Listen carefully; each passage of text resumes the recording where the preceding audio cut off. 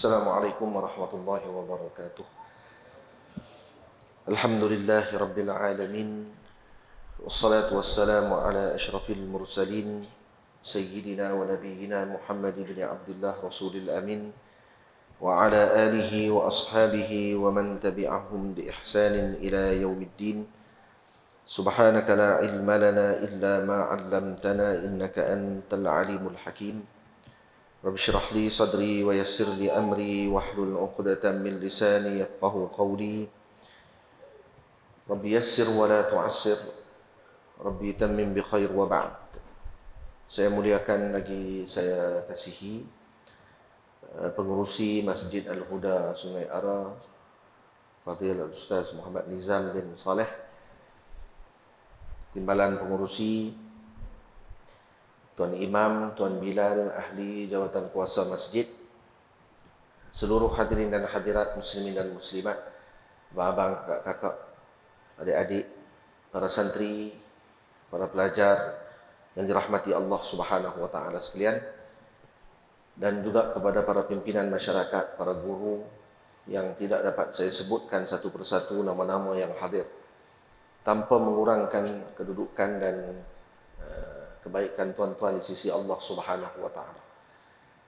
Hadirin yang dirahmati Allah, kita panjatkan syukur kepada Allah Subhanahu wa taala, dan dikumpulkan kita pada malam ini adalah berkatnya baginda Nabi kita Muhammad sallallahu alaihi wasallam. Karena tanpa penat lelah dan jerit perih serta perjuangan daripada junjungan besar Nabi kita Muhammad sallallahu alaihi wasallam, maka kita semua tidak akan dapat bersama pada malam ini dan tidak akan berkumpul sedemikian rupa. Suatu hadirin yang dirahmati Allah, yang perkara pertama sekali adalah yang perlu kita letakkan di dalam jiwa umat Nabi sallallahu alaihi wasallam ini adalah kecintaan dan pengagungan terhadap junjungan besar Nabi kita Muhammad sallallahu alaihi wasallam. Jadi tajuk yang diberikan oleh pihak masjid kepada saya pada malam ini, baginda Rasul sallallahu alaihi wasallam, idola kepada anak muda, dan merupakan satu titik tolak yang baik saya kira dengan pimpinan baru di masjid ini, dan moga-moga dengan permulaan perbincangan kita tentang Sayyidina Rasul sallallahu alaihi wasallam menyebabkan masjid ini akan makmur nanti insya-Allah taala. Dengan kecintaan kepada Nabi sallallahu alaihi wasallam, dengan mengagungkan baginda Nabi sallallahu alaihi wasallam. Hadirin semua tidak perlu bimbang. Orang yang mengagungkan baginda Rasul sekali-kali tidak akan mensyirikkan Allah Subhanahu wa taala. Itu benda yang ma'ruf. Itu benda yang jelas difahami oleh para ulama ahli sunnah wal jamaah. Karena dalam Al-Quran Allah Subhanahu wa taala ketika menyebut qul in kuntum tuhibbunallah fattabi'uni yuhibbukumullah wa yaghfir lakum dzunubakum. Allah Subhanahu wa taala berfirman dengan menyebutkan dengan lisannya Nabi sallallahu alaihi wasallam, qul in kuntum tuhibbunallah. Kalau katakanlah wahai Sayyidina Muhammad sallallahu alaihi wasallam, kalau kalian ini mencintai Allah, fattabi'uni, ikuti aku, kata Nabi. Ikuti Nabi dengan makna mencintai Nabi sallallahu alaihi wasallam. Yuhibbukumullah, maka kamu akan dicintai oleh Allah. Maknanya apa? Mengikuti Nabi. Ittiba' an-Nabi sallallahu alaihi wasallam itu tidak akan berhasil melainkan dengan kecintaan. Seorang tidak akan ikut seseorang yang lain melainkan dengan cinta, al-hub.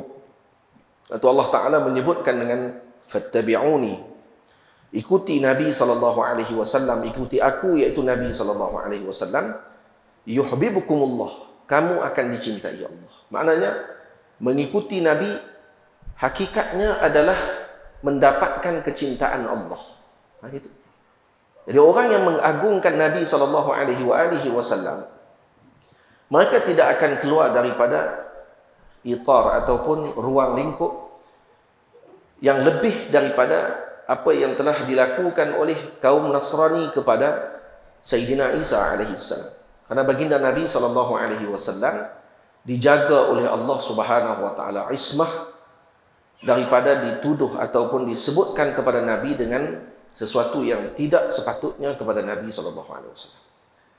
Dan kalaupun ada yang menyebutkan, dan kita melihat dalam sirah dan sejarah, tidak ada seorang pun yang mengangkat Nabi kita Muhammad lebih daripada kedudukan baginda Nabi.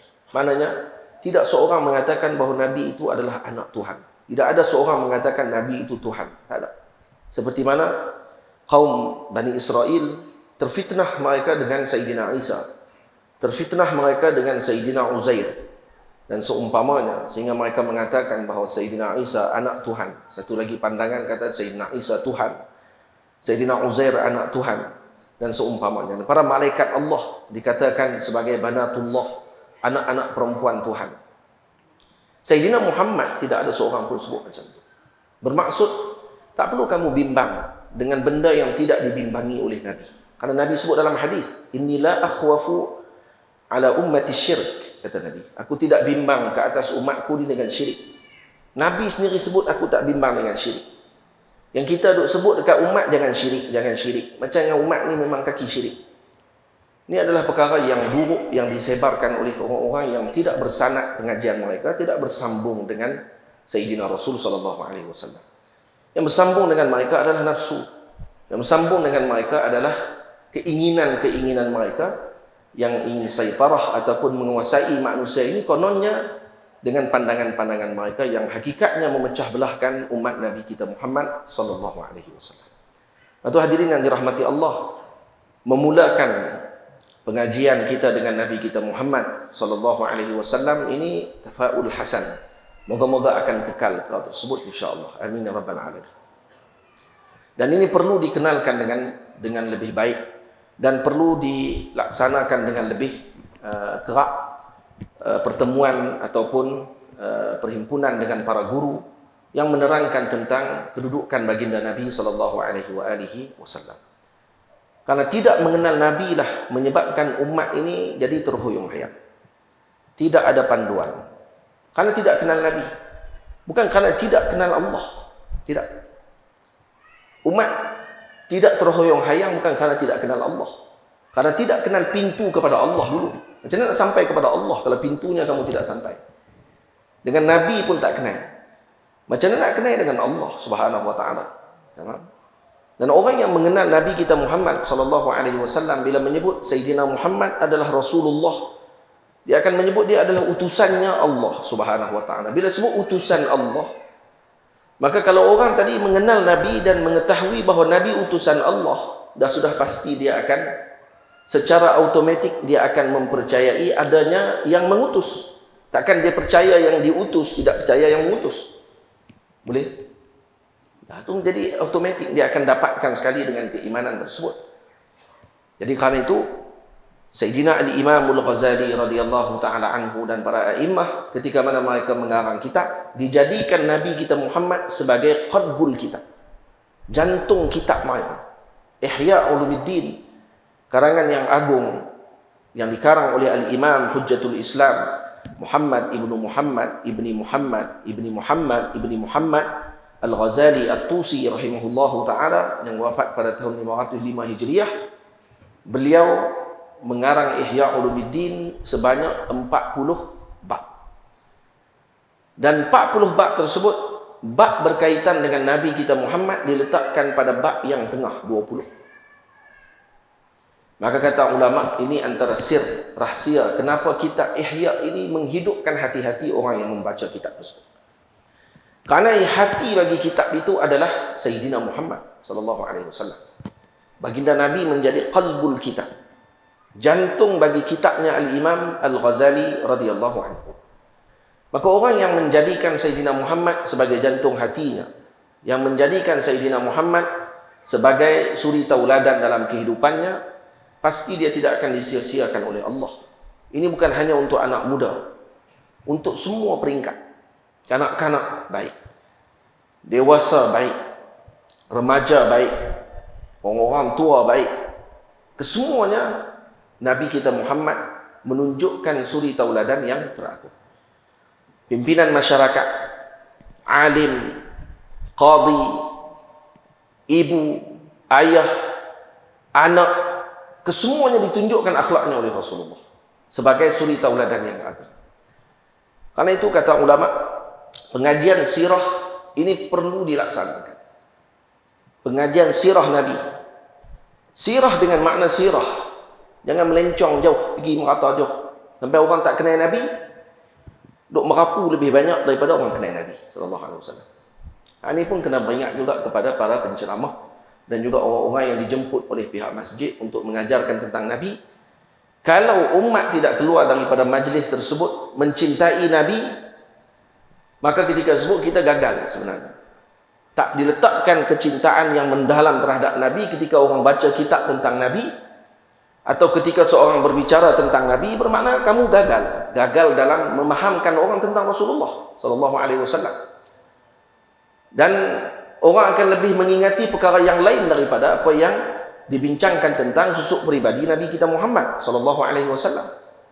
Jadi kalau itu perlu diberikan muhasabah, perhatian kepada para guru khususnya ketika ingin menyampaikan pengajian kepada para murid dan kepada para pendengar, memberikan yang terbaik. Karena umat dahaga dengan ilmu. Umat dahaga dengan kecintaan. Umat terhoyong-hayang, walaupun kita nampak seolah kita ini terpandu, sebenarnya kita masih terhoyong-hayang sebenarnya dalam perjalanan kita menuju Allah Subhanahu wa taala. Kalau tidak ada tangan yang memegang, kalau tidak ada tali yang kita boleh berpegang dan berpaut padanya, maka kita akan tenggelam dalam lautan yang sangat luas. Karena itu hadirin yang dirahmati Allah, Sayyidina Muhammad adalah utusan yang agung yang Allah Ta'ala jadikan sebagai panduan yang paling utama. Karena itu Al-Imam Ibnu Hazm radhiyallahu ta'ala anhu mengatakan di dalam kitabnya Al-Faslu fi Milali wan Nihal. Apa kata beliau? Fa inna sirata Muhammadin sallallahu alaihi wasallam liman tadabbaraha taqtadi tasdiqahu daruratan. Sesungguhnya sirah baginda Nabi Muhammad itu kepada orang yang tadabbur. Ini bukan hanya qiraah, mesti tadabbur, dibaca dengan pandangan yang mendalam, dilihat dengan teliti setiap pembacaan tentang Sayyidina Rasul. Karena kehidupan Nabi ini bukan hanya sekadar langkahan kaki yang biasa. Ini bukan sekadar helaan nafas yang biasa. Helaan nafas Nabi, langkahan kaki Nabi, letakkan tangan Nabi, pandangan mata Nabi, tidur Nabi, gerak Nabi, jaga Nabi, kesemuanya adalah panduan. Nanti Allah Ta'ala sebut dalam Quran, laqad kana lakum fi rasulillahi uswatun hasanah. Jadi bagi Nabi SAW, kata Allah, itu petunjuk suri tauladan yang agung yang Allah Ta'ala berikan kepada kalian.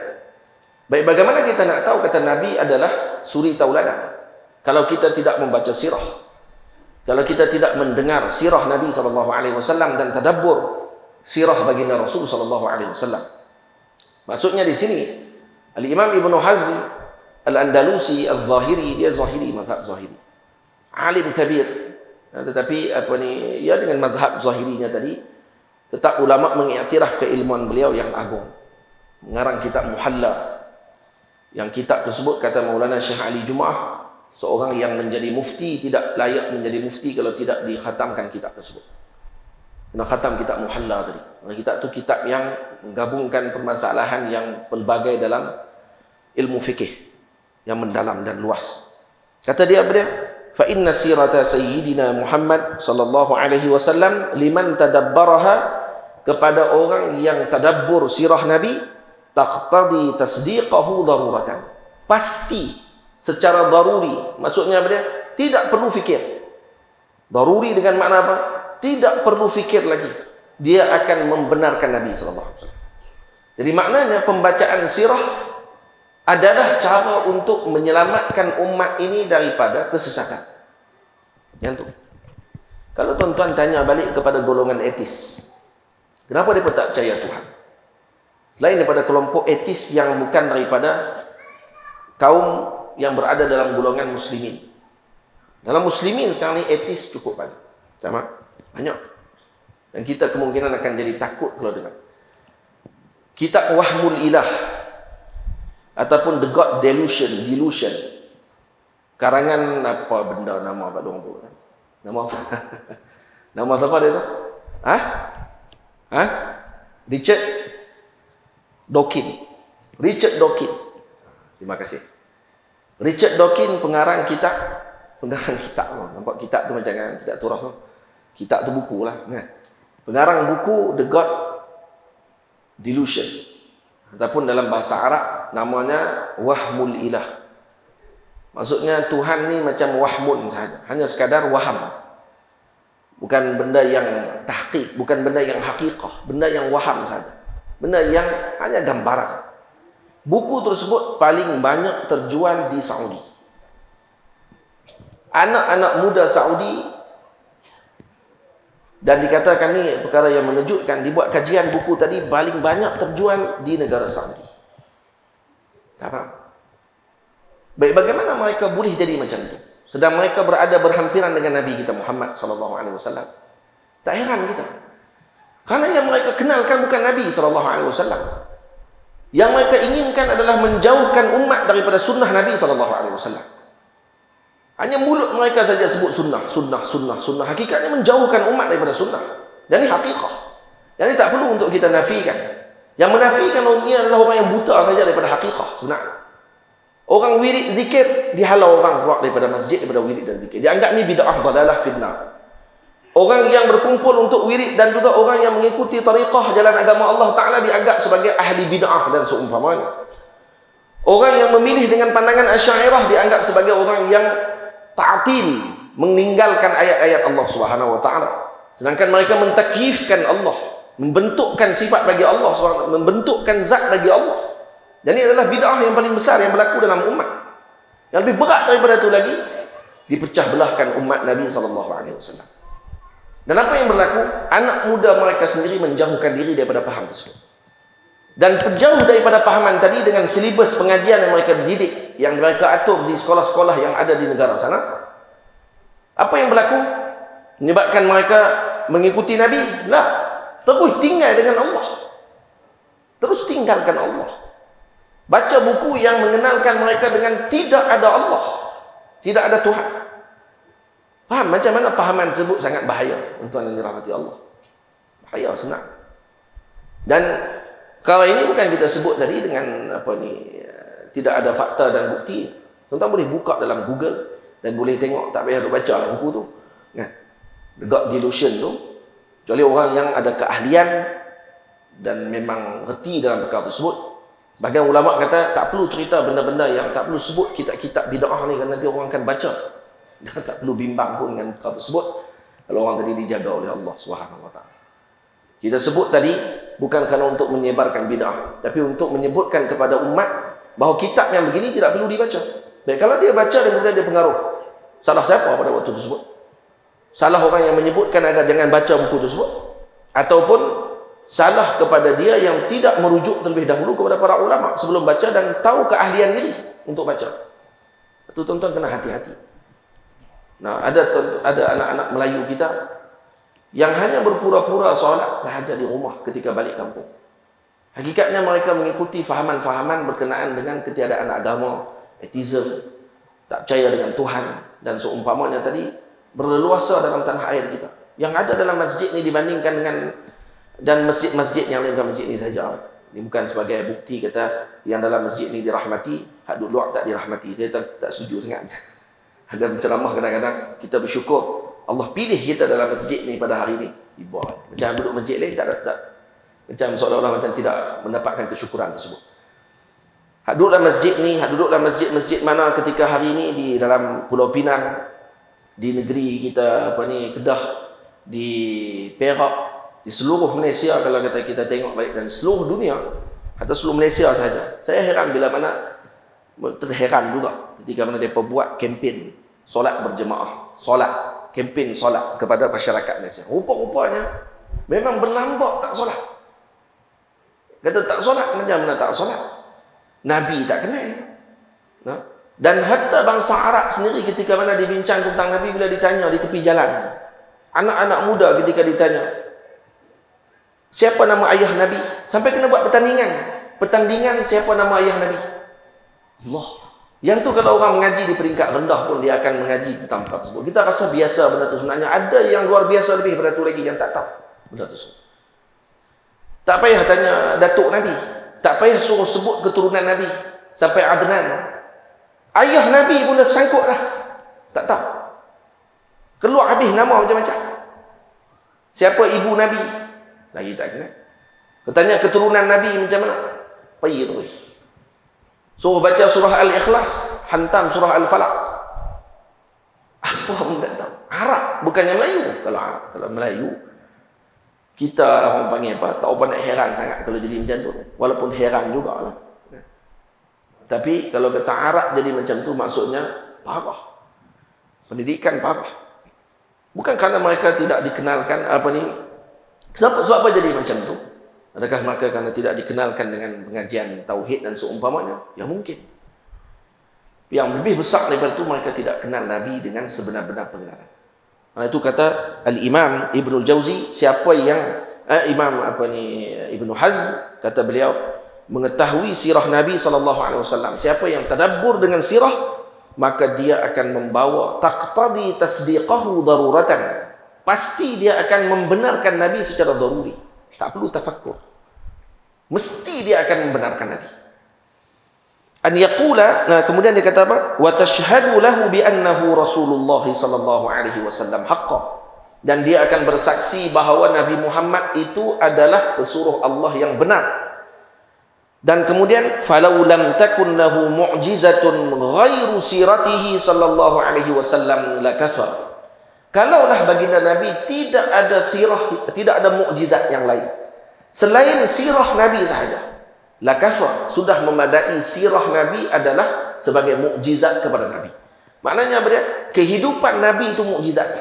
Kalau tak diturunkan, kalau tak diturunkan, kata Imam Ibnu Hazm, Al-Quran kepada Nabi sebagai mukjizat yang agung, Nabi itu sendiri dengan sirah perjalanan dia sendiri adalah mukjizat.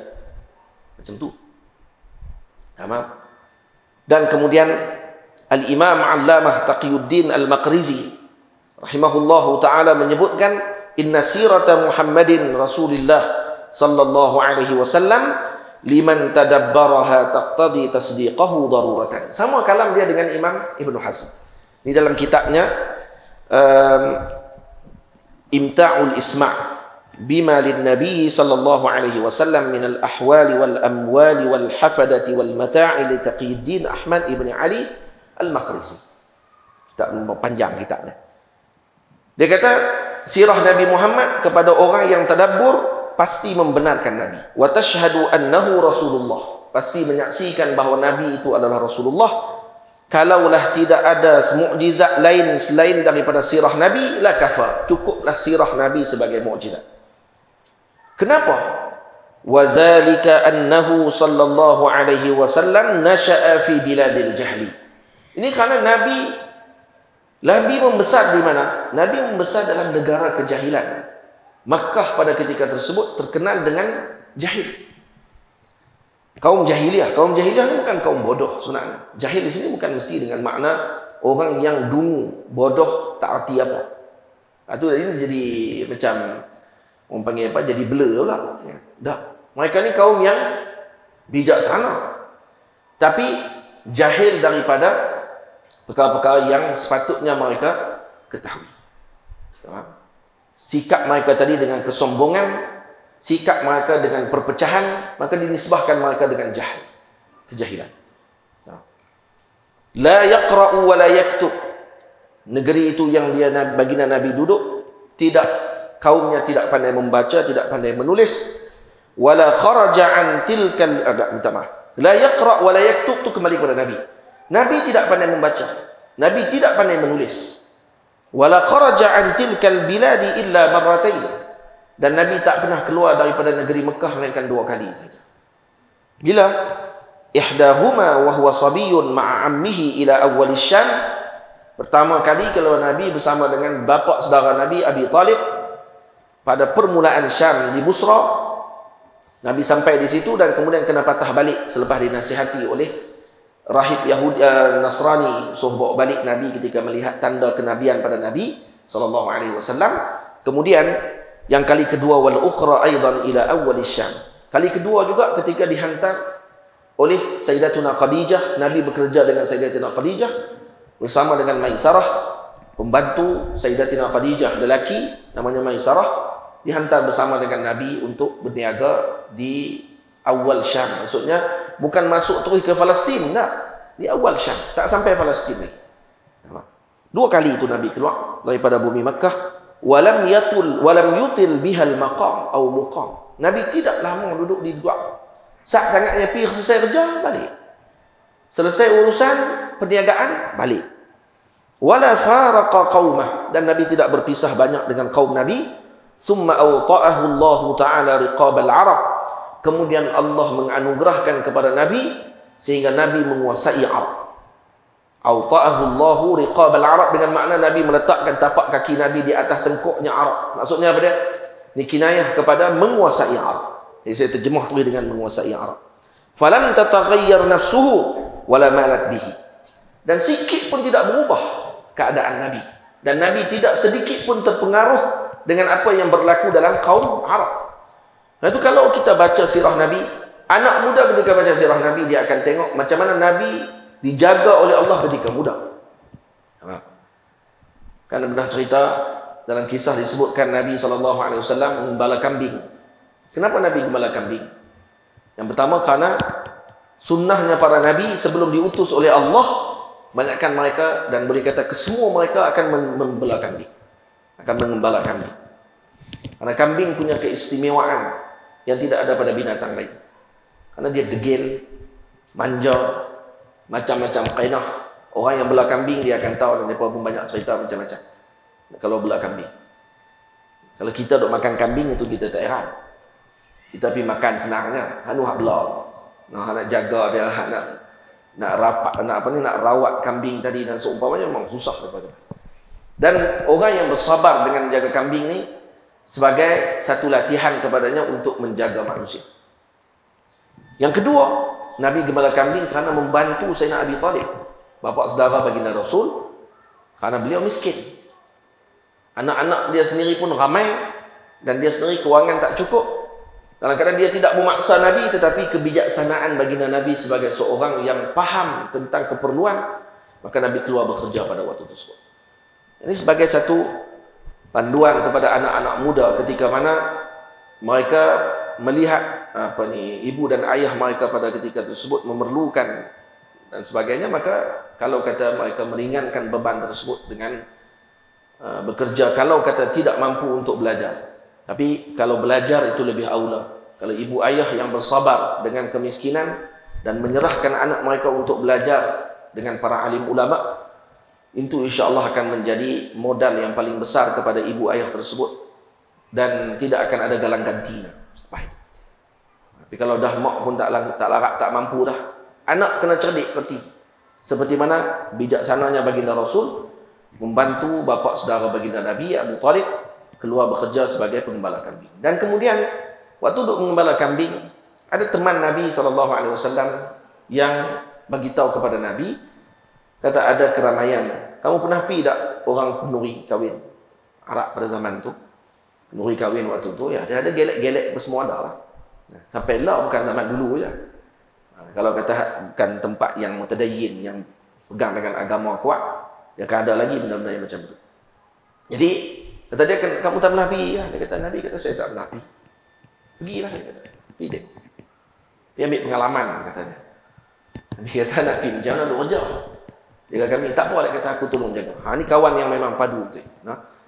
Anak-anak muda kena beringat dengan kawan-kawan yang jenis suka ocok kita dengan benda-benda yang tak sepatutnya. Dengan cepat pengaruh. Baik, adakah Nabi cepat pengaruh? Baik, Nabi pergi juga. Kerana waktu itu tidak ada gambaran dalam hati Nabi SAW tentang perkara tersebut. Ya Allah Subhanahu Wa Taala menjaga baginda Rasul. Sampai saja tempat tersebut, tak sampai lagi pun Nabi mengantuk, tertidur. Sampai pagi esok. Bangun, balik semula ke tempat belah kambing. Orang tu tanya macam mana semalam. Kata dia, kata Sayyidina Rasul, macam mana aku nak pergi? Tertidur semalam. Macam mana boleh tertidur? Tertidur macam mana, dia kata. Tak apa, malam ni ada lagi, dia kata. Ni bukan semalam saja. Dia buat 2-3 malam. Pergi lagi. Malam kedua pi malam kedua sama juga tertidur. Dan kata Nabi SAW, malam kedua tadi terus dicampakkan oleh Allah dalam hatiku perasaan benci dengan majlis sedemikian. Baik, apa dah hikmah daripada perkara tersebut? Kata Maulana Syekh Muhammad Said Ramadan Al-Buti, Allah menjaga baginda Nabi sejak pada permulaan. Zaman permulaan remaja Nabi lagi dijaga oleh Allah. Kenapa? Untuk dijaga lidah manusia ketika mana Nabi diutus oleh Allah.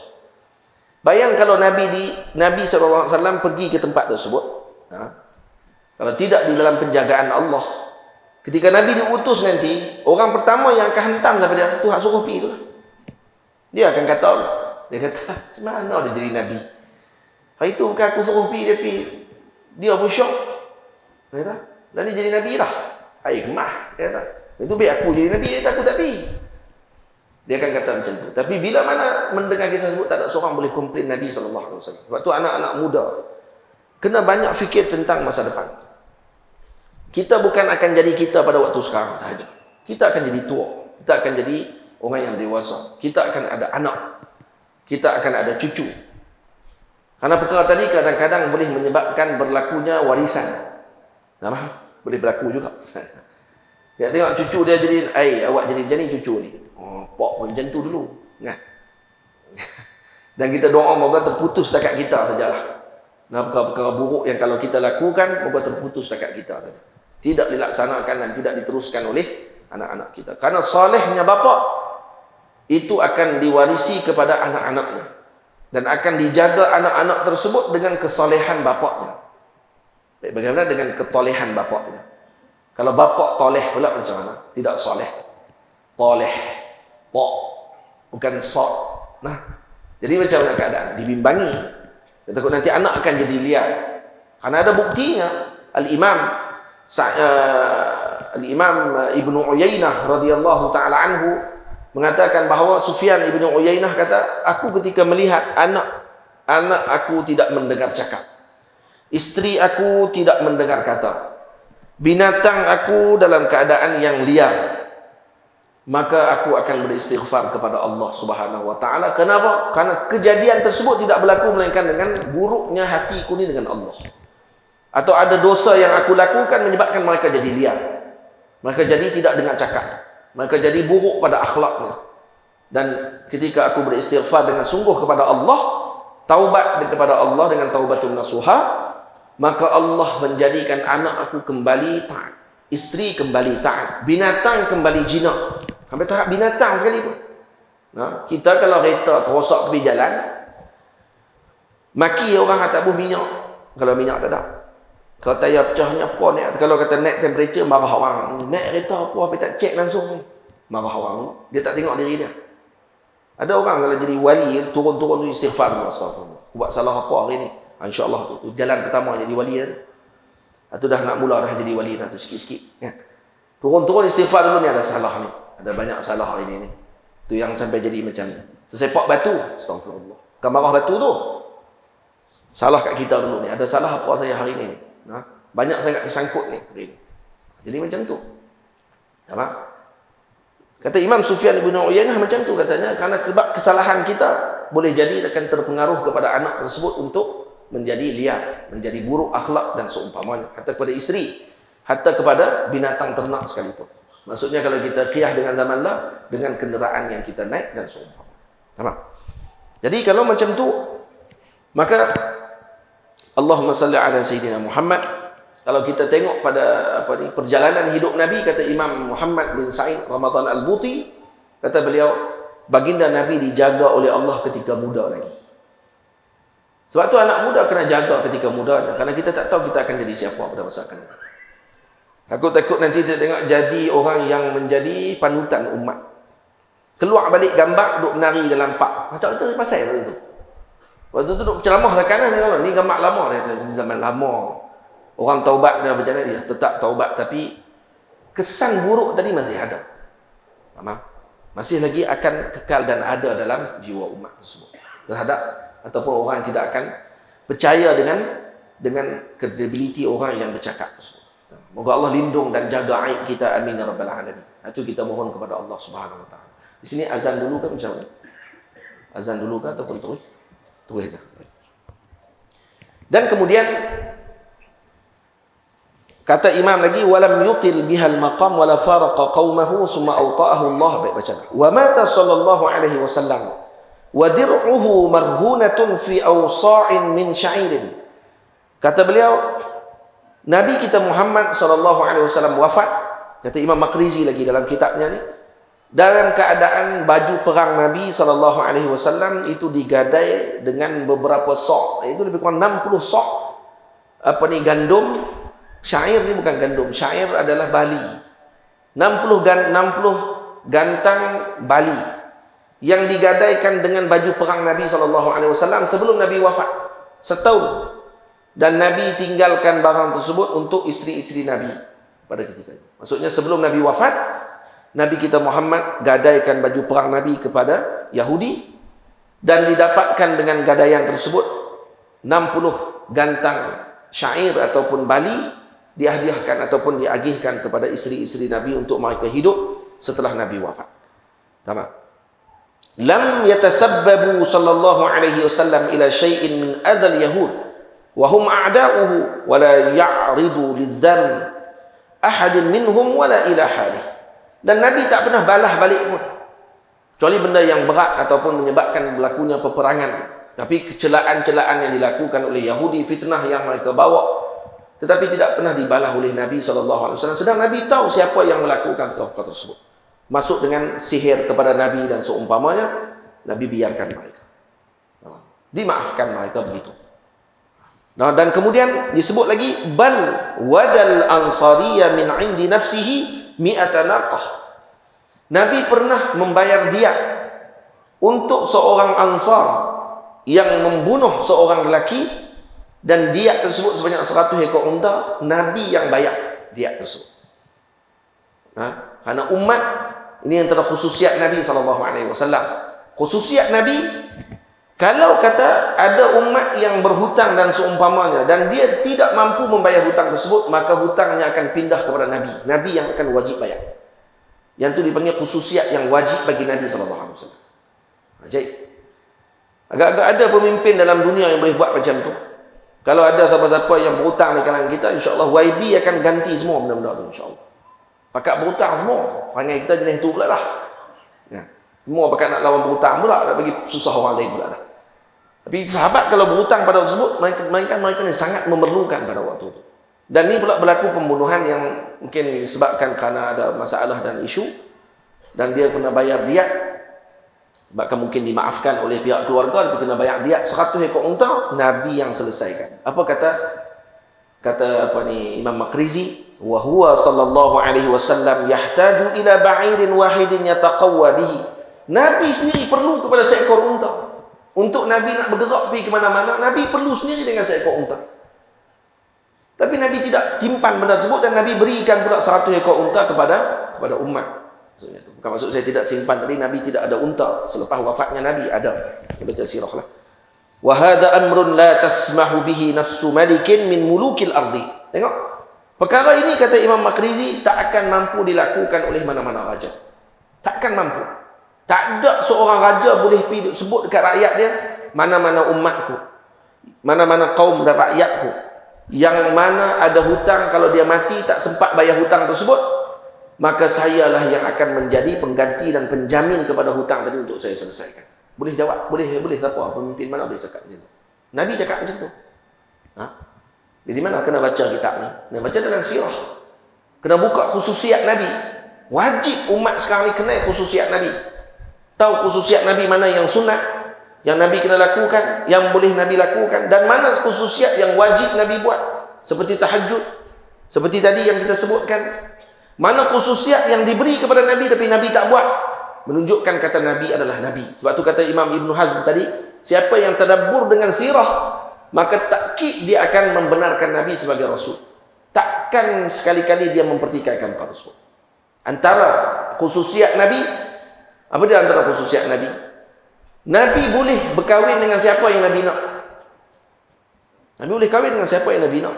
Hatta bini orang. Kalau Nabi berkenan kat seorang bini ni, dan dia dah berkahwin dah lama pun bini, Kahwin dah. Nabi boleh bagi tahu kepada suami dia, ceraikan bini kamu, kerana saya akan kahwin dengan bini kamu nanti. Cukup iddah, boleh kahwin dengan isteri. Baik, nak tanya. Tu boleh bagi Nabi? Boleh bagi Nabi. Harus bagi Nabi untuk lakukan demikian. Dan wajib bagi suami tadi mentaati perintah Nabi. Baik, nak tanya. Ada berlaku tak pula tu dalam sirah? Ada berlaku? Ada berlaku tak ibu? Belakang. Berlaku tak? Tak berlaku benar tersebut. Maksudnya apa dia? Maksudnya walau dibenarkan kepada Nabi, tapi Nabi tidak melakukan perkara tersebut. Kalau dibenarkan kepada, diharuskan kepada Nabi, tapi Nabi tak buat benda itu. Kalau orang baca macam tu, dia akan kata apa? Akid hadzal Nabi. Ini memang Nabi Allah. Tidak mengikutkan berbuat satu tadi kerana nafsu dia. Kalau dibenarkan oleh Allah. Dan ini sya'nu sufi. Orang-orang sufi macam ni maksudnya. Bukan hanya sekadar dengar saja ada rukhsah, buat terus. Dengar saja ada benda yang ringan untuk dia buat, terus dia ambil yang ringan tadi saja. Dalam hadis kan disebut, kata Nabi akan ambil yang paling ringan. Daripada kalau ada dua benda yang berat, Nabi ambil yang ringan. Kamu ingat baca hadis tu macam kita baca kat kita. Nah, dia kata Nabi pun pilih yang ringan. Kenapa kita nak ambil yang berat? Bengong. Nabi buat yang mana pun semuanya adalah sesuatu yang terbaik untuk umat Nabi, bukan untuk Nabi SAW. Faham? Baca bagi elok-elok. Reti dulu dengan kedudukan Nabi, baru baca hadis. Jangan baca hadis Nabi duk talak kat dia. Talak kat dia memang semua dia nak ringan. Betul tak itu, tuan-tuan? Ha? Betul, orang yang baca dengan hadis Nabi SAW, baca sirah Nabi SAW, pasti dia akan tahu kata Nabi adalah manusia yang luar biasa. Nabi bukan manusia biasa. Dan bila sebut bukan manusia biasa, dengan makna apa? Nabi manusia, tapi bukan manusia biasa. Manusia luar biasa. Habis itu, kalau manusia luar biasa bukan manusia, tetap manusia. Lepas tu tak ada orang nak pergi buat ceramah saja-saja pergi buat Nabi adalah manusia. Mereka orang dalam otak dia ada khobal. Tahu khobal? Bodoh. Faham? Bahasa Arab nampak segak sikit, bahasa Melayu dia kasar sikit. Bodoh tu kira okey daripada syirik. Betul tak? Khobal dalam kepala ni kalau kita nak pergi buat majlis cerita pasal Nabi adalah manusia. Apa nak cerita pasal Nabi adalah manusia? Orang tak ada seorang pun kata Nabi sebagai malaikat. Tak ada seorang pun kata Nabi Tuhan. Lebih teruk kalau kamu kata Nabi jin. Lebih berat lagi tu. Semua orang tahu Nabi manusia. Tapi apa tujuan kamu nak buat cerita tadi? Tujuan kamu nak beritahu kata Nabi sama dengan kita. Hal tu saja. Jadi tak perlu nak agung lebih-lebih. Ada tujuan. Patut dah pergi cerita sangat benda-benda macam tu. Betul? Jadi tuan-tuan kalau dengar orang nak cerita benda macam ni, kena letak dah awal-awal dalam kepala otak kata, orang macam ni tak layak cakap pasal Nabi SAW. Kerana dia sendiri tak kenal pun Nabi SAW. Macam mana orang yang tak kenal sesuatu nak cerita pasal sesuatu? Akhiru syai' la yu'ti. Orang tak ada apa nak cerita apa. Maka nanti dia akan takhlibul haqa'iq. Dia akan menukarkan hakikat sesuatu. Dia akan memindahkan hakikat sesuatu. Menyebabkan orang akan jadi makin tahayyur, jadi cempera, dan kemudian orang akan jadi tidak faham lagi tentang Rasulullah SAW. Tuan-tuan jangan bimbang. Orang yang mendekatkan hati umat ini kepada Nabi, pasti umat tadi akan jadi kuat. Pasti umat tadi akan jadi kukuh. Pasti umat tadi akan dijaga daripada segala bala bencana dan juga dijaga daripada anasir yang tidak sepatutnya. Masuk faham yang pelik-pelik, masuk kefahaman yang buruk dalam umat adalah kerana tidak diikat dengan Nabi kita Muhammad SAW. Tamam? Sebab tu kata para ulama lagi di sini disebut kata apa? Al-Imam Al-Jalil Zainul Abidin Ali ibn al-Husain ibni Ali ibni Abi Talib radhiyallahu anhu wa an abihi wa jaddihi annahu qala. Siapa Sayyidina Al-Imam Zainul Abidin Ali bin Husain? Al-Imam As-Sajjad nama beliau. Digelar As-Sajjad kerana banyaknya sujud kepada Allah. Al-Imam Ali Zainal Abidin radhiyallahu taala anhu, cucu Nabi kita Muhammad sallallahu alaihi wasallam, berada di Madinah Al-Munawwarah. Seorang yang faqih, sufi, alim, nasik, sajjad, digelar dia Sajjad. Al-Imam As-Sajjad radhiyallahu anhu kata apa? Kunna nu'allimu maghaziyan Nabi sallallahu alaihi wasallam wa sarayahu kama nu'allimu surata minal Quran. Kami mengaji sirah Nabi dan juga berkenaan dengan peperangan Nabi sallallahu alaihi wasallam seperti mana kami belajar tentang surah dalam Al-Quran. Faham? Maksudnya mengaji tentang sirah macam mengaji surah dalam Al-Quran. Dihafalkan macam kami hafal Al-Quran. Diingatkan kami dengan perkara tersebut. Macam tu sekali. Al-Imamul Kabir Muhammad ibnu Muslim ibn Shihab az-Zuhri alimul Hijaz wa Syam yaqul, dia kata apa? Fi ilmil maghazi ilmul akhirati wad dunya. Dalam ilmu maghazi, ilmu peperangan Nabi dan sirah Nabi, padanya ilmu dunia dan akhirat. Dan kemudian disebutkan lagi oleh Imam Ismail ibn Muhammad ibn Sa'ad ibn Abi Waqqas. Ini cucu kepada Sayyidina Sa'ad bin Abi Waqqas. Kata beliau, kana abi yu'allimuna maghaziya Rasulullah sallallahu alaihi wasallam wa ya'udduha alaina. Ayah kami, kata Ismail bin Muhammad. Ismail bin Muhammad, Muhammad ayah Ismail, Sa'ad Muhammad anak kepada Sayyidina Sa'ad. Jadi Sayyidina Sa'ad bin Abi Waqqas adalah datuk beliau, datuk kepada Ismail. Katanya ayah kami itu Sayyidina Muhammad bin Sa'ad bin Abi Waqqas. Ayah kami mengajarkan kami dengan sirah wa ya'udduha alaina, dan diulang kepada kami. Dan disuruh kami ulang. Wasarayahu, dan diceritakan tentang sariyah. Sariyah beza dengan ghazwah. Ghazwah maksudnya perang yang Nabi ikut. Saraya adalah perang yang Nabi tidak ikut. Perang Nabi ikut lebih kurang 27 perang. Dan juga yang Nabi tidak ikuti lebih kurang dalam 60 lebih perang. Semua itu ditulis oleh para ulama, nama-nama perang-perang tersebut. Karena itu kata ulama, Allah Ta'ala bersumpah dalam Al-Quran, wal 'asr innal insana lafi khusr illa alladhina amanu wa 'amilus shalihat wa tawasaw bil haqq wa tawasaw bis sabr. Al-'asr, Allah sumpah dengan masa. Al-'asr ini masa apa? Sebagian ulama kata al-'asr tadi adalah asrun nubuwah, asrun nabi, zamannya Nabi sallallahu alaihi wasallam. Karena itu zaman yang paling terbaik. Nabi diutus oleh Allah kepada kaum Arab dan kaum muslimin seluruh umat dan seluruh alam. Wa ma arsalnaka illa rahmatan lil alamin. Berapa tahun? Berapa tahun diutus? Berapa? Tak payah tanya orang. Tanya dekat santri. Berapa tahun? Asim? 23 tahun. Lebih kurang. 23 tahun. 23 tahun alam ini bercahaya. Terus daripada bulannya gelap datang cahaya. Hanya dengan 23 tahun hidup Nabi SAW. Nabi diutus umur 40, Nabi wafat umur 63 dalam pandangan kebanyakan para ulama. Khilaf, ada kata 61, ada kata 62, ada kata 63. Mengikut kepada kiraan, mengikut kepada kiraan kalender yang telah disusun oleh para ulama. Tamam. Jadi 23 tahun. Kalau dah ni maksudnya 23 tahun, kalau kita umur 20, kalau umur 15 balik, umur 23 tahun jadi umur berapa? Jadi 38. Dalam tempoh 23 tahun, kita buat apa? Wah, umat ni jadi bercahaya ke dengan keadaan kita? Kejiran pun cempera kalau kita ada. Kalau semua ada berharap, kita tak ada.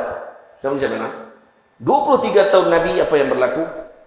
23 tahun tersebut, Nabi mengikuti 27 peperangan. 23 tahun tadi, Nabi menghantar delegasi peperangan sebanyak 60 lebih delegasi ataupun dipanggil batalion. Ada batalion yang kita maksudkan ni bukan mesti ribuan. Ada satu batalion seorang saja batalion. Nama batalion tapi dia seorang saja pergi. Kalau tuan-tuan baca dalam sirah Nabi, ada sahabat Nabi yang dihantar oleh Nabi SAW pergi bertemu dengan ketua tentera perang. Waktu ketika nak pergi tu, mereka ni ada ribuan dia punya tentera. Nabi kata, siapa yang nak bawa mai kepala kawan tu? Kerana dia telah menyakitkan Allah dan Rasul sallallahu alaihi wasallam. Sahabat ni angkat tangan, saya ya Rasulullah, saya akan pergi. Seorang dia pergi. Dia pergi tengok tentera ramai. Pergi seorang-seorang. Pedang pula nak boleh bawa. Kalau bawa pedang pergi awal-awal, genglah. Jadi pergi buat macam mana? Pergi kosong tangan. Sampai dekat tempat perang, mereka pun pakai mai kepung dia. Dia kata, saya adalah pengikut Muhammad. Tapi dia minta izin dah, ya Rasulullah, saya mohon izin terlebih dahulu. Karena kemungkinan saya akan mencaci maki Rasulullah pada ketika tersebut. Dia kata, saya izinkan, kata Nabi. Karena al-harbu qud'ah. Karena perang itu adalah satu tipu daya. Jangan duk guna hadis tadi untuk pilihan raya, tuan-tuan. Tak kena langsung. Pergi guna hadis itu kat pilihan raya bila nak maki orang. Tak ini, tak ini. Yang tu semua tu menggunakan hadis Nabi SAW pada tempat yang tak sepatutnya. Tapi gunalah al-harbu qud'ah tu, dah perang-perang je lah. So, gunalah benda ni, tapi guna banyak sangat duk takwil sampai jadi pening masyarakat umat ni. Jadilah tu, faham tak? Pilihan raya dah habis dah. Jadi, baik. Balik mula kepada yang patutnya dilakukan. Bila dia sampai kepada tempat tersebut, apa yang berlaku? Sayyidina Rasul sahabat ini kata, saya ni sahabat Nabi Muhammad, saya ni sahabat kepada Muhammad. Saya datang karena saya ingin bergabung dengan tuan-tuan semua, karena saya sendiri melihat bagaimana kebobrokan dan juga kerosakan yang dibawa oleh Muhammad. Ini saya nak jumpa dengan general, boleh ke tak boleh? General ni payah jumpa. Dengar kata ni sahabat Nabi Muhammad pula main nak tinggal ajaran Nabi Muhammad, nak bersama bergabung dengan mereka, lagi seronoklah dia. Maka dia pun pergi masuk, berjalanlah dia dengan kelompok tersebut, dan kemudian sampai jumpa dengan general paling tinggi sekali, dan kemudian akhirnya dia boleh untuk tawan hati general tersebut dan boleh berjalan dengan general tadi, bersembang sambil kutuk Nabi SAW. Kutuk. Tapi hati pedih sungguh ni waktu kutuk tu. Bila dah kutuk jalan sampai general tu pun dah rasa selamat, dia kata, tak apa, tinggalkan kami dua orang saja cukup. Karena ini orang kita, jangan bimbang. Masuk dalam kemah. Dia kata, tunggu apa lagi? 2 orang. Dan 2 orang pun, nama pun general. Tuan-tuan, general dulu bukan boroi. General dulu, kalau dia tak jadi general, tuan-tuan, kalau kata dia pun tak padu, masa boleh jadi dia jadi general? Kata dia pun jenis silat paling bawah kali peringkat, tiba-tiba dia nak duduk ke atas kali. Takkanlah panglima ni nak bagi duduk. Mestilah dia sakan lagi. Dan sahabat ni juga orang yang sangat kuat dan hebat. Ditariknya pedang jenderal tersebut dan dipancung seketika tu juga putih kepala. Tuan-tuan kalau dengar cerita tu, saya kata senang dia pancung. Tak pakar ke dia ni?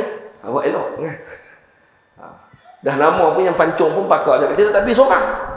Dan dia ambil kepala tersebut, dibalut dalam kain, dan bawa keluar daripada tempat tersebut. Katanya dia berjalan pada waktu malam dan bersembunyi pada waktu siang, dan tentera yang ribuan tadi cari dia sepanjang hari tersebut. Sampailah dia di depan Nabi SAW, dan dilemparkan kepala tadi, diletakkan di depan Nabi, dan Nabi mendoakan kebaikan kepada beliau karena apa yang telah beliau lakukan. Tuan-tuan, dia pergi berapa orang? Seorang.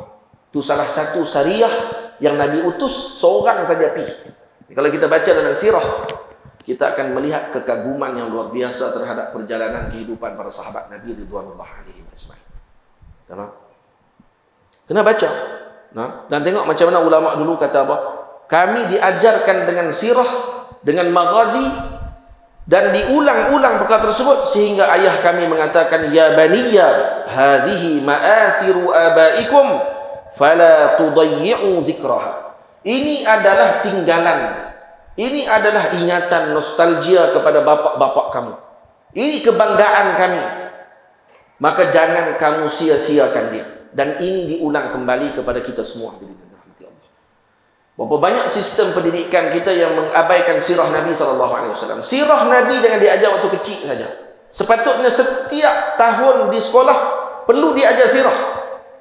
Bukan hanya pengajian waktu kafar. Karena berapa banyak bapa tak hantar anak ke kafar. Kafar dia kata tak wajib, tak pergi. Tapi anak dia kalau tak boleh kira, tak boleh cakap bahasa orang putih, yang ni dia kalut. Dia kata anak dia paling bodoh dan ketinggalan. Kalau anak dia tak boleh baca Quran, tak kenal Rasul SAW, dia kata anak dia, alhamdulillah, insya-Allah nanti kalau mati, insya-Allah kalau tanam di kubur, orang baca talqin, tak apa, jangan bimbang.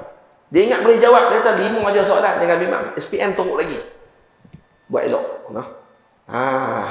Dia ingat senang nak jawab soalan tu. Soalan tu bukan jawab dengan lidah. Soalan tu bukan jawab dengan cerdik. Berapa banyak doktor yang ada PhD pun kalau masuk dalam kubur, kalau tak selesai yang tu, tak akan boleh jawab soalan tu. Walau kamu paling cerdik dalam muka bumi Allah Ta'ala. Albert Einstein, walaupun dia orang yang paling genius, kalau dia tidak beriman, saya tak kata dia tak beriman, saya kata, kalau dia tak beriman, kita bukan tahu orang tadi penghujung dia macam mana. Kalau dia tak beriman, masuk dalam kubur, dia akan dapat apa waktu tu?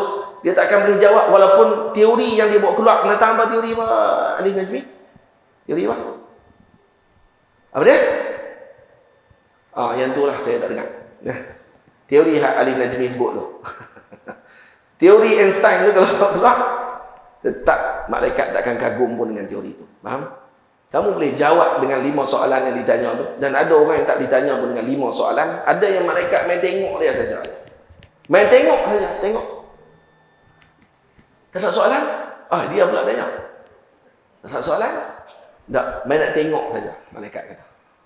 Nak tengok inilah orang yang kami tunggu. Kerana ini sangat cinta kepada Nabi kita Muhammad SAW. Hanya kerana itu saja. Ya Rabb. Dan ada orang yang ditanya dalam kubur, kata ulama, dikeluarkan surah, gambaran, lalu ditanya, man hadha? Siapa ini?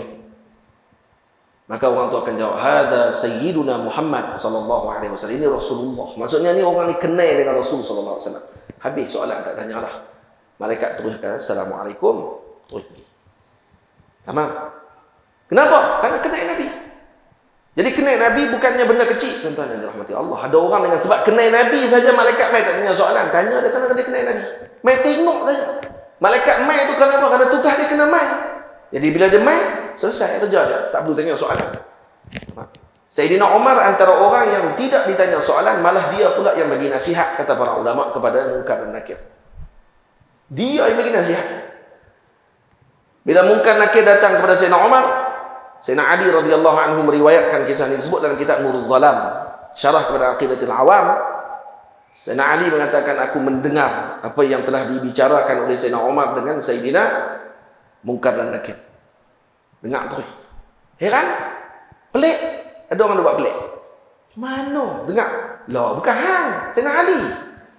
Kalau hang kami pelik lah. Gerah lembu pun dengar, tuan-tuan. Sayyidina Ali tadi dengar. Apa ke benda kepala otak ni? Jangan jadi Wahabi. Sebut terus. Daripada tadi tak sebut. Jangan nak jadi macam tu. Kepala otak ni betul sikit. Jumpa dengan Sayyidina Umar. Sayyidina Umar apa kata? Malaikat Munkar Nakir datang bagi salam. Sayyidina Umar terus buka mulut. Kata, wahai Munkar dan Nakir, saya nak pesan kepada kamu dulu. Apa dia? Wahai Amirul Mukminin, terus bagi pesan. Kalau nanti datang kepada golongan mukminin, jangan datang lagi dengan rupa macam ni. Aku ni sahabat Nabi. Aku pun takut tengok muka hampa tu. Nanti kalau datang jumpa orang-orang beriman, datang dengan wajah yang ceria. Dengan orang yang bukan beriman, datang dengan rupa yang sedemikian. Menakutkan, tu tak apa. Tapi dengan orang yang beriman kepada Allah, datang dengan wajah yang ceria. Kan tu sepatutnya macam tu. Apa kata malaikat Munkar Nakir? Sam'an wa ta'atan ya sayyidi. Dengar dan taat wahai tuanku. Assalamualaikum. Ini kata Sayyidina Al-Imam Nawawi Jawi radhiyallahu anhu dalam kitab beliau, ada orang yang malaikat tak tanya soalan. Dia yang tanya soalan dan dia yang bagi nasihat pula kat malaikat. Antaranya Umar Ibn Al-Khattab radhiyallahu ta'ala anhu. Siapa ini? Ini sahabatnya Nabi SAW yang agung. Baik, bagaimana dengan Nabi Muhammad SAW? Jangan dengan Nabi Muhammad. Kalau Sayyidina Umar sedemikian rupa, bagaimana Sayyidina Abu Bakar radhiyallahu anhu? Lebih-lebih lagi lah kedudukan dan kemuliaan yang agung. Dan kita tidak akan mengenal kata tersebut melainkan kalau kena diceritakan dengan adab yang tinggi ketika bercerita tentang para sahabat Nabi ridwanullah alaihim ajma'in. Saya tidak mau bercakap panjang, tuan-tuan. Saya pun faham. Tuan-tuan pun ada urusan dan kerja dan seumpamanya. Karena kalau bercakap panjang dan kemudian lari daripada hadaf dan tujuan asal untuk kita fahamkan umat. Dan kurang-kurangnya malam ni, ibu ayah, abang-abang, kakak-kakak boleh faham kata perlunya sirah Nabi dipelajari. Karena Rasulullah nak dijadikan idola, tidak mungkin kalau tidak kenal. Tak mungkin kenal Nabi kalau kata tidak dipelajari sirah. Mesti belajar sirah.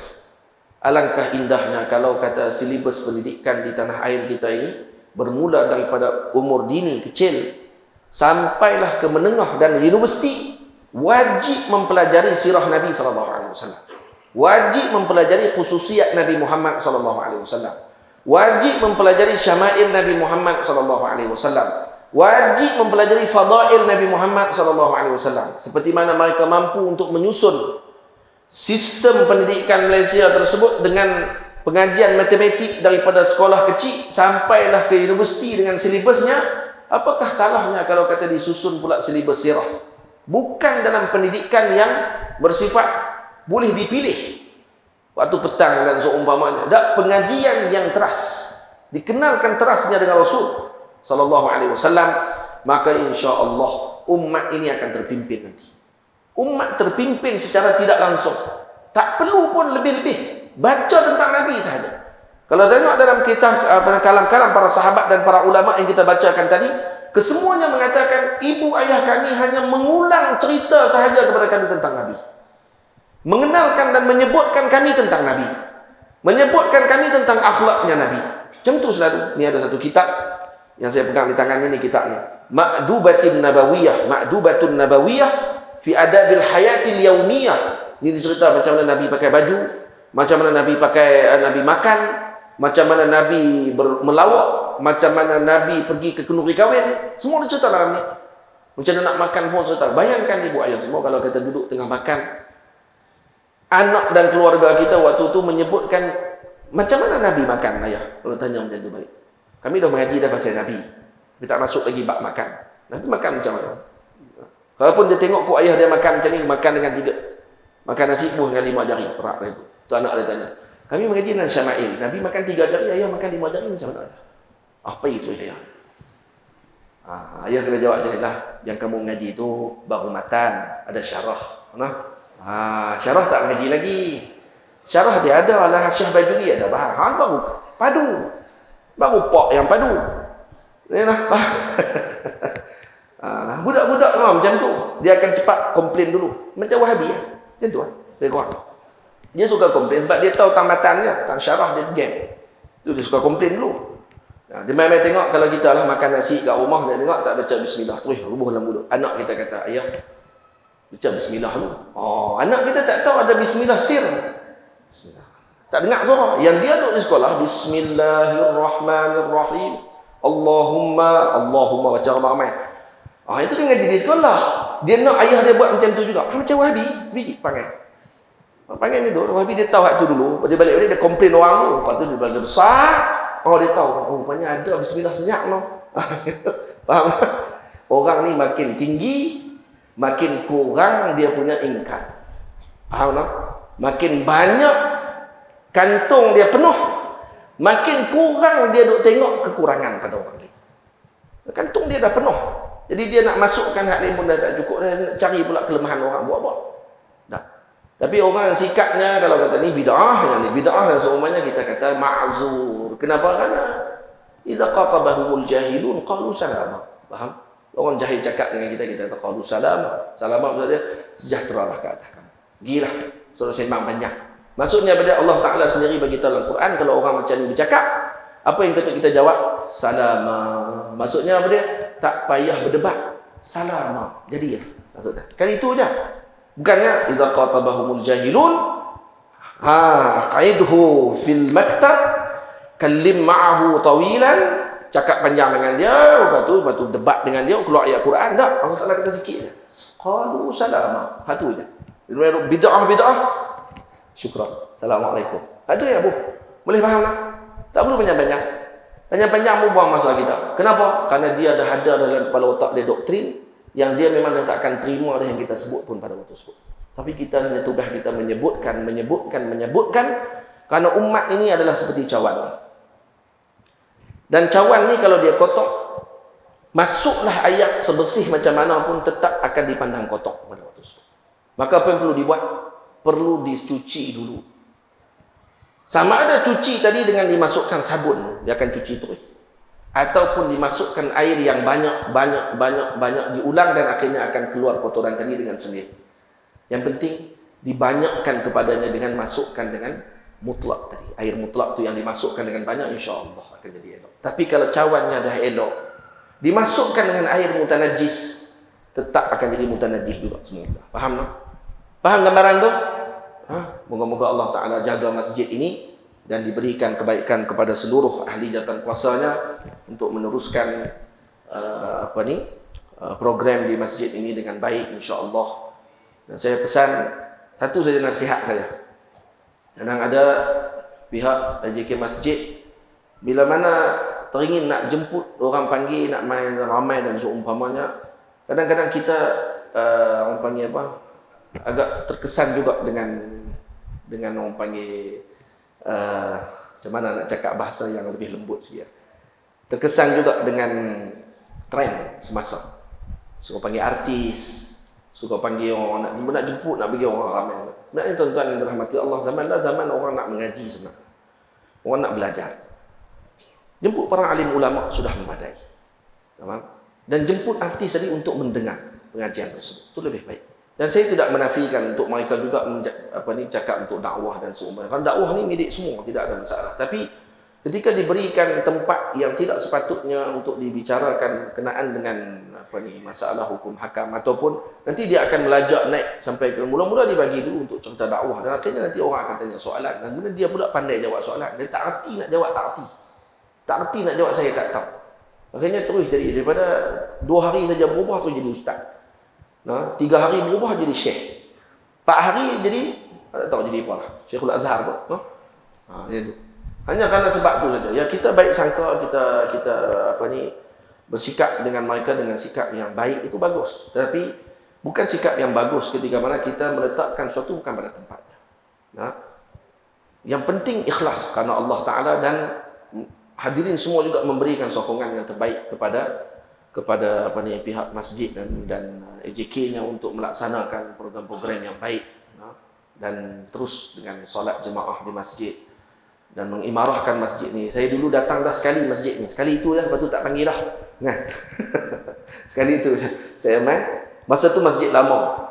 Masjid lama lagi masa tu. Saya ingat lagi saya bahas tentang Ashabul Kahfi. Cerita pasal Ashabul Kahfi dalam surah Al-Kahfi. Cerita bab tu. Ada forum kalau tak silap saya. Forum kan ada forum kalau tak silap saya. Lama lah. Saya tak ingat kat mana kawasan. Kalau ni masjid lama dulu, masjid lama belakang kat sini. Sini ya, sini. Mungkin kat tepi ni dulu. Saya pernah duduk dah dulu. Sekali itulah, lebih kurang dalam 6-7 tahun yang lepas. Dan alhamdulillah hari ini dapat bersama dengan tuan-tuan semula pada hari ini, dan moga-moga Allah Taala memberikan kekuatan kepada semua yang hadir, dan juga khusus kepada pihak masjid dan AJK-nya, pengurusi dan seluruh yang bersama dengan beliau diberikan oleh Allah dengan kekuatan dan kebaikan. Saya mohon ampun, mohon maaf kalau ada terkasar bahasa, tersilap dalam bicara saya. Kalau saya tersebut perkataan-perkataan tadi yang guris hati sesiapa dalam majlis ini, saya mohon ampun, mohon maaf. Katanya sebenarnya zikrul jafa halis safa jafa. Menyebutkan yang keras ketika mana sedang lembut itu adalah kekerasan. Tapi terkeluar buat channel. Kalau kira balik tadi saya rasa 2 kali ikut saya sebut perkataan tu. W tu 2 kali ikut saya sebut. Kita boleh kira tu sikit lah. Kalau sebut banyak kali tu jadi wirid pula lagi. Ada 2 kali saja kita sebut yang tu. Tapi moga-moga hak 2 kali tu taklah terlalu makan dalam sangat. Saya rasa hak tu dah paling makan dalam sekali, kan? Makan dalam dan padu dan jangan ingat 2 tu saja. Hak paling banyak saya sebut tadi adalah tentang Sayyidina Rasul sallallahu alaihi wasallam. Moga masuk dalam hati kita semua kasih kita kepada Rasulullah, kecintaan kita kepada Rasulullah, pengagungan kita terhadap Rasulullah. Karena mengagungkan Rasulullah hakikatnya mengagungkan Allah Subhanahu wa taala. Karena Allah sendiri yang mengagungkan baginda Rasul sallallahu alaihi wa alihi wasallam. Aqulu qawli hadza astaghfirullahal azim li wa lakum. Assalamualaikum warahmatullahi wabarakatuh.